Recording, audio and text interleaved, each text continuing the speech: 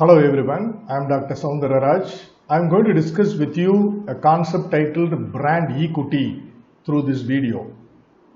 These are all a few details about me related to my career. After watching the full video, if you really like the video, give a like to the video and do subscribe my channel as well. Brand equity. Let's start with an introduction for the concept brand equity. Brands are more than just names and symbols. They are the key element in the company's relationship with the target customers. More than any other marketing activity, communicating with the brand name by a marketer with the target customers is the most important activity in marketing.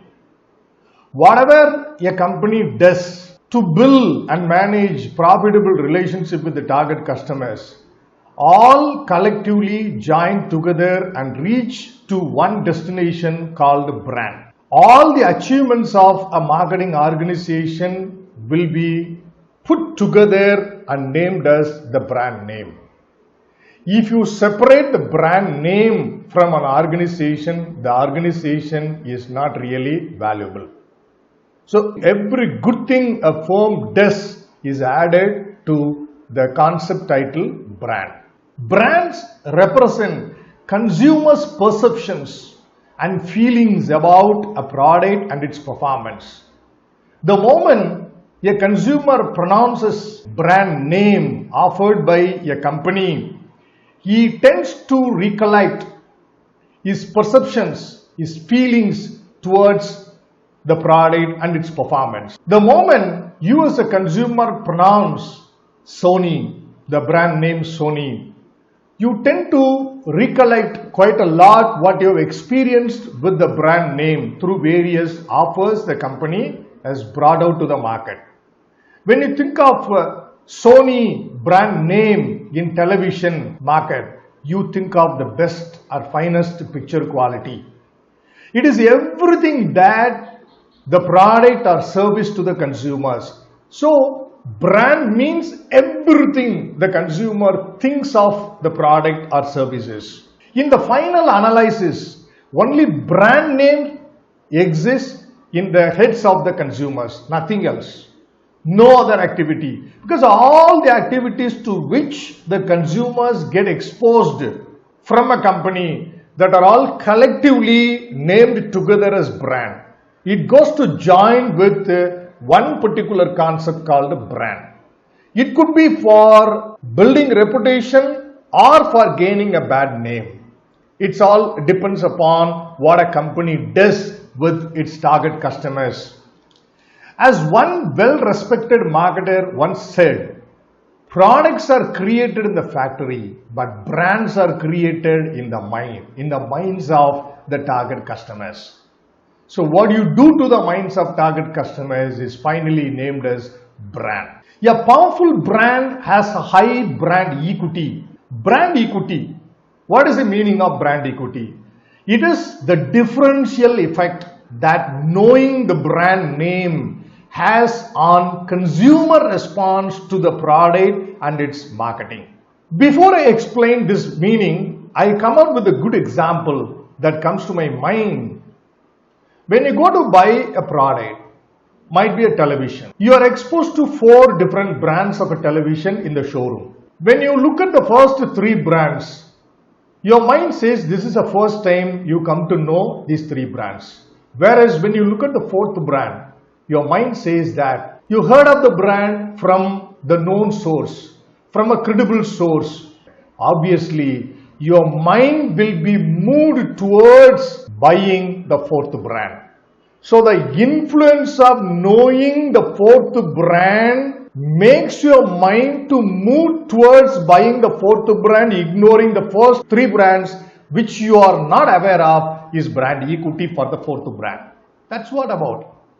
Now you understand. It is a differential effect of what? Knowing the brand name. Has on consumer response, you respond to buy or prefer to buy the known brand, and that is what? To the product and its marketing. It's a measure of the brand's ability to capture consumer preference and loyalty. That's what about brand equity. A brand has a positive brand equity when consumers react more favorably to it than to an unbranded version of the same product. When you happen to see two brands in a product category which you want to buy, when you look at the first brand which you are not aware of, it becomes like probably a generic product or unbranded or a new brand which you never heard of. Whereas if you look at the second one, your mind says you heard of that. So the positivity your mind has towards a second brand is what brand equity.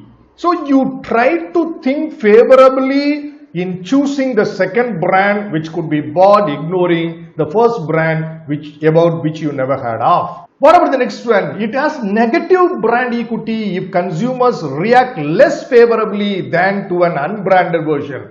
For example, you heard about the second brand in our example negatively from your known source or from a credible source. What would you do?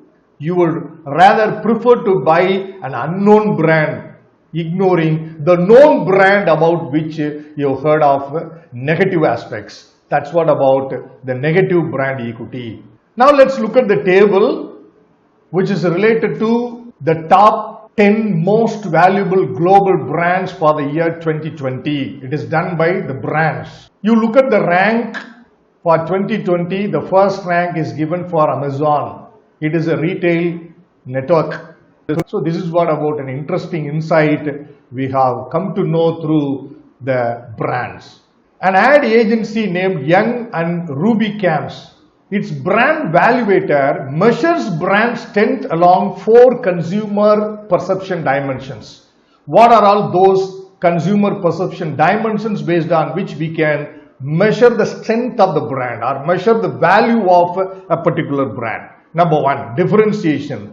What makes a brand stand out of other brands in the product category?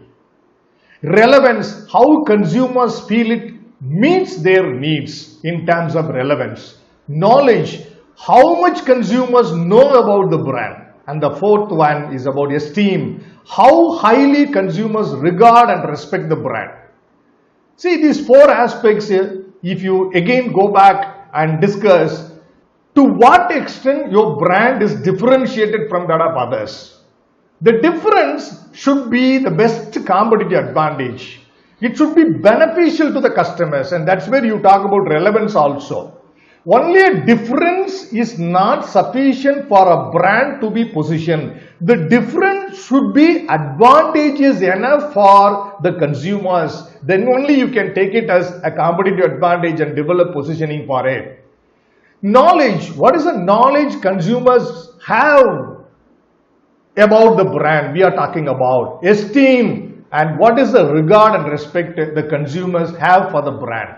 We tend to have high regards for certain brands like Google, Microsoft, Apple, Sony. The respect what we give to these brands has not come in a day. The brands have gained respect from the target consumers through their work for very many years, not happened within a day. Through giving us wonderful products, wonderful service, they have built this positive image in our minds, and that's what about esteem they refer here.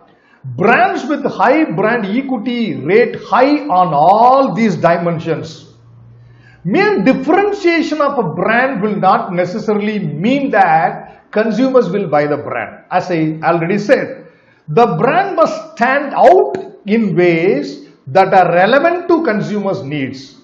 In what way the difference which you promote in your brand is relevant for the consumers towards fulfilling their needs and wants, and that is what very important. Just a difference or mere difference in a brand is not going to give you any sort of benefit, or it's not going to enhance the value of the brand in the market. Before consumers respond to the brand, they must first know about and understand it. The familiarity of the brand must lead to a strong and positive consumer brand connection. A brand with high equity is a very valuable asset for a business enterprise. A small story that comes to my mind is nothing but a partnership firm is dissolved by the mutual consent of the 4 partners. The first 3 partners want their settlement to be done through the cash, resources like building, machinery and so on. Whereas the 4th partner has asked other partners to settle his share in the form of the right over the brands they have developed for this many years as a partnership concern. One of his friends asked the 4th partner with a great surprise, is it a wise decision to get the settlement from the partnership firm in the form of right over the brands owned by the partnership firm? The 4th partner, probably he might have good marketing expertise. So he said, let them have the money, let them have other resources, giant buildings, all other resources, then the brand. If I get the brands, I can very well build a bigger kingdom within a short span of time. I will go ahead of my other partners with the support of the brands which we have developed for these many years. Whereas if they go with the money, building and other resources, they have to start from the scratch. Because all what they have done these many years, have all the good works what they have done through their partnership business have come together and joined to a destination called a brand. If the rights of the brands have come to me, I am sure I can very well build a bigger kingdom than my other partners. That's what he replied. It makes quite a lot of sense. He definitely understands what is the value of the brand. So brand is the most valuable asset a business enterprise could ever own. More than the HR, more than the money, more than the buildings and other tangible assets, brands are going to be the most valuable assets every business enterprise could ever own. High brand equity provides a company with many competitive advantages. A powerful brand enjoys a high level of consumer brand awareness and loyalty.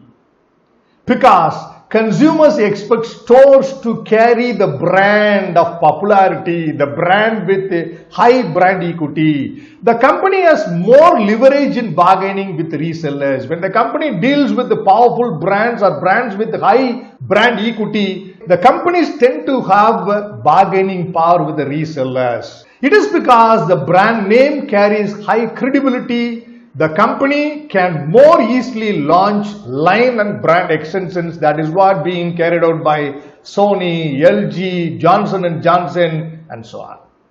A powerful brand offers the company some defense against fierce price competition. For a popular brand, even if the price is increased a bit, people don't mind. They are ready to pay the increased price. That's the power of strong brands. Above all, what we have discussed so far, a powerful brand forms a basis for building strong and profitable customer relationship, which is a core objective of marketing by any business enterprise.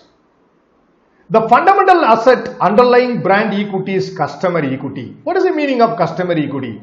Customer equity refers to the value of the customer relationship that the brand creates. What is the relationship a brand has created in between the customers and the company?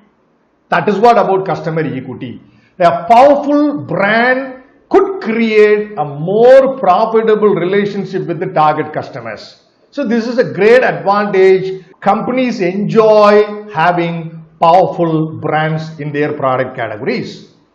A powerful brand is important, but what it really represents is a profitable set of loyal customers. The proper focus of marketing is building customer equity with brand management serving as a major marketing tool. Companies need to think of themselves not as portfolios of products, but as portfolios of customers. See, through the products, the company should try to build good relationship with the target customers and develop brand loyalty among them. That should be the objective of marketing, and that is what clearly highlighted in this point as well. So with that, I wind up this video. Thanks for watching this video. If you really like the video, give a like to the video and do subscribe my channel as well. Thanks again. Have a happy learning everyone. We will meet in other video.